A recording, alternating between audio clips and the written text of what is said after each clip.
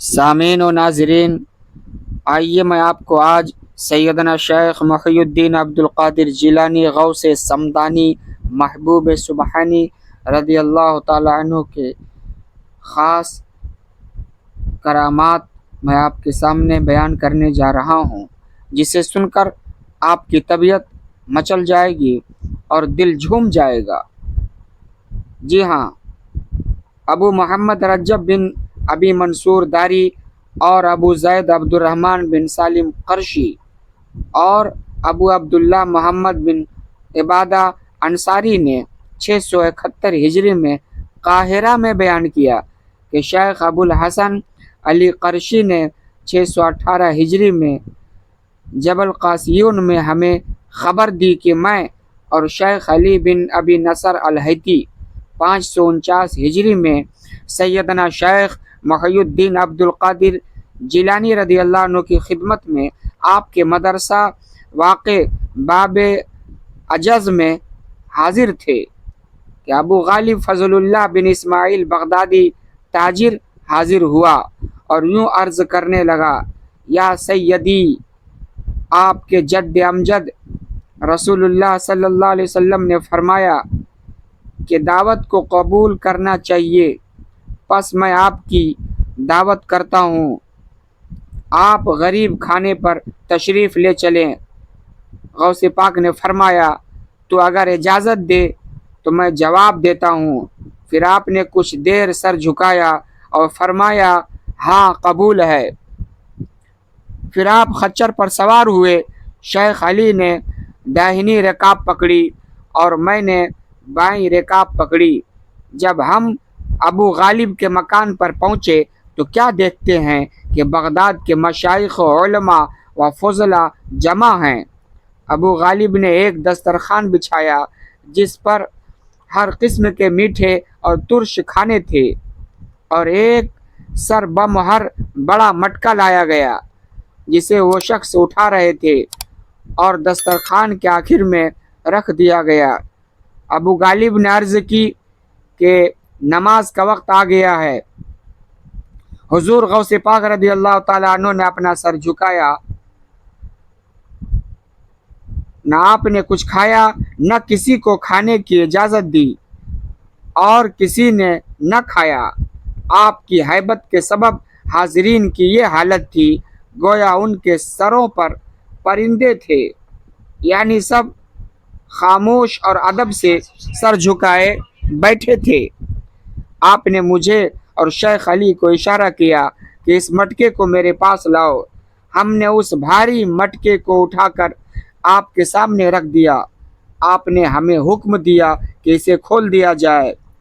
ہم نے جو کھولا تو کیا دیکھتے ہیں، اس میں ابو غالب کا ایک مادرزاد اندھا مجذوب مفلوج لڑکا ہے۔ آپ نے اس لڑکے سے فرمایا: تو اللہ کے حکم سے تندرست ہو کر اٹھ کھڑا ہو۔ یکا یک وہ لڑکا بینا ہو کر دوڑنے لگا اور ایسا محسوس ہوا سب کو کہ اسے کوئی بیماری نہ تھی۔ یہ دیکھ کر حاضرین مجلس میں شور برپا ہوا۔ پس آپ لوگوں کی بے خبری میں وہاں سے کھانا کھائے بغیر نکل آئے۔ پس میں شیخ ابو سعد قیلوی کی خدمت میں آیا اور ان سے ماجرا کہہ سنایا۔ انہوں نے فرمایا کہ سیدنا شیخ محی الدین عبدالقادر جیلانی رضی اللہ تعالی عنہ کے اذن سے مادرزاد اندھوں اور کوڑھیوں کو اچھا کر دیتے ہیں اور مردوں کو زندہ کر دیتے ہیں۔ میں ایک دفعہ ان کی مجلس میں حاضر تھا۔ ابو سعد عبداللہ بن احمد بن علی بن محمد بغدادی عجزی نے 554 ہجری میں بیان کیا کہ میری ایک کنواری لڑکی فاطمہ نام 537 ہجری میں ہمارے گھر کی چھت پر چڑھی اور اسے کوئی چیز اٹھا کے لے گئی۔ اچانک وہ میری جوان لڑکی گھر کے چھت پر سے غائب ہو گئی۔ اس وقت اس لڑکی کی عمر 16 سال کی تھی۔ میں سیدنا شیخ محی الدین عبدالقادر جیلانی رضی اللہ عنہ کی خدمت میں آیا اور ان سے یہ واقعہ بیان کیا۔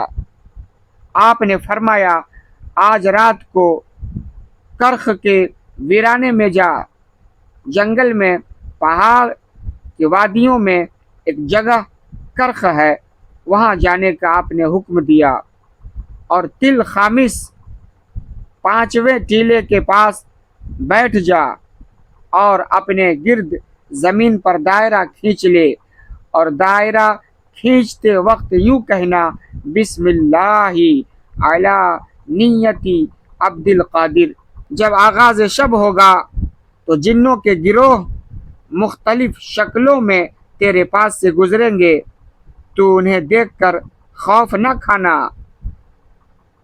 جب صبح ہوگی تو ان کا بادشاہ ایک جماعت کے ساتھ تجھ پر سے گزرے گا، تمہارے قریب سے جائے گا اور تیری حاجت پوچھے گا۔ اس وقت بتلا دینا کہ عبد القادر نے مجھے تیرے پاس بھیجا ہے اور میری حاجت یہ ہے۔ پس میں چلا گیا اور آپ کے حکم کی تعمیل کی۔ آپ کے ارشاد کے مطابق ڈراؤنی صورتیں مجھ پر سے گزرنے لگیں، مگر کوئی دائرے کے قریب نہ آ سکا۔ جن گروہ گزرتے گئے، یہاں تک ان کا بادشاہ ایک گھوڑے پر سوار آیا اور اس کے آگے کئی جماعتیں تھیں۔ وہ دائرے کے مقابل ٹھہر گیا اور مجھ سے کہا، اے انسان، تیری کیا حاجت ہے؟ میں نے کہا، سیدنا شیخ عبد القادر رضی اللہ تعالیٰ عنہ نے مجھے تیرے پاس بھیجا ہے۔ یہ سن کر وہ گھوڑے سے اترا اور زمین کو بوسہ دیا اور دائرے کے باہر بیٹھ گیا۔ اس کے ہمراہی بھی بیٹھ گئے۔ اس نے پوچھا، تجھے کیا ہوا؟ میں نے اپنی لڑکی کا قصہ بیان کیا۔ اس نے اپنے ساتھیوں سے کہا، جس نے یہ کام کیا ہے اسے میرے پاس لاؤ۔ کچھ دیر کے بعد ایک سرکش جن لایا گیا جس کے ساتھ وہ لڑکی تھی، اور بادشاہ سے کہا گیا، یہ ملک چین کے سرکش جنوں میں سے ہے۔ جنوں کا بادشاہ نے اس سے پوچھا کہ تو قطب وقت کے قدم کے نیچے سے اس لڑکی کو کیوں اٹھا کر لے گیا؟ اس نے کہا، یہ مجھے اچھی معلوم ہوئی، میں اس پر عاشق ہو گیا۔ بادشاہ نے اس کی گردن زنی کا حکم دیا اور لڑکی مجھے دے دی۔ میں نے بادشاہ سے کہا، سیدنا شیخ عبد القادر رضی اللہ تعالی عنہ کا حکم بجا لانے میں آج کی رات کی مثل میں نے نہیں دیکھی۔ اس نے کہا، ہاں، وہ گھر بیٹھے ہم میں سے سرکشوں کو دیکھ لیتے ہیں، خواہ کتنی دور ہوں، اور ان کی ہیبت سے وہ اپنے وطن کو بھاگ جاتے ہیں۔ جب اللہ تعالیٰ کوئی قطب قائم کرتا ہے، کوئی قطب پیدا کرتا ہے، تو جن و انس پر اس کو قدرت بخشتا ہے۔ اسی طرح کا ایک اور قصہ کہ ایک شخص آپ کی خدمت میں آیا اور کہنے لگا، میں اصفہان کا رہنے والا ہوں، میری ایک عورت ہے، اسے اکثر مرگی ہو جاتی ہے۔ تعویذ گنڈے والے اس سے عاجز آ گئے۔ آپ نے فرمایا، یہ وادی سرادیپ کے سرکش جنوں میں سے ایک جن ہے جس کا نام خانس ہے۔ جب تیری عورت کو مرگی آئے تو اس کے کان میں کہہ دینا کہ عبد القادر جو بغداد میں رہتا ہے تجھے کہتا ہے، پھر نہ آنا، اگر پھر آیا تو تو ہلاک ہو جائے گا۔ وہ شخص چلا گیا اور 10 سال تک نہ آیا۔ پھر جب آیا تو اس سے پوچھا گیا، اس نے کہا، میں نے شیخ کے قول پر عمل کیا، اب تک اسے پھر مرگی نہیں ہوئی۔ بڑے بڑے تعویذ کرنے والوں کا بیان ہے کہ سیدنا شیخ عبد القادر جیلانی رضی اللہ عنہ کی حیات شریف میں بغداد میں 40 سال تک کسی کو مرگی نہ ہوئی۔ جب آپ کا وصال ہوا تو وہاں مرگی ہوئی۔ بہجت الاسرار صفحہ نمبر 71 اور 72 میں یہ واقعہ موجود ہے، آپ مطالعہ کر سکتے ہیں۔ جن و انس کی طرح اللہ تعالیٰ نے آپ کو حیوانات میں بھی تصرف عنایت کیا تھا۔ چنانچہ ایک روز شیخ ابو حفص عمرو بن صالح حداوی نے اپنی اونٹنی لے کر حاضر خدمت اقدس ہوئے اور عرض کی میں حج کو جانا چاہتا ہوں اور یہ اونٹنی چل نہیں سکتی، اس کے سوا اور میرے پاس کوئی سواری نہیں ہے۔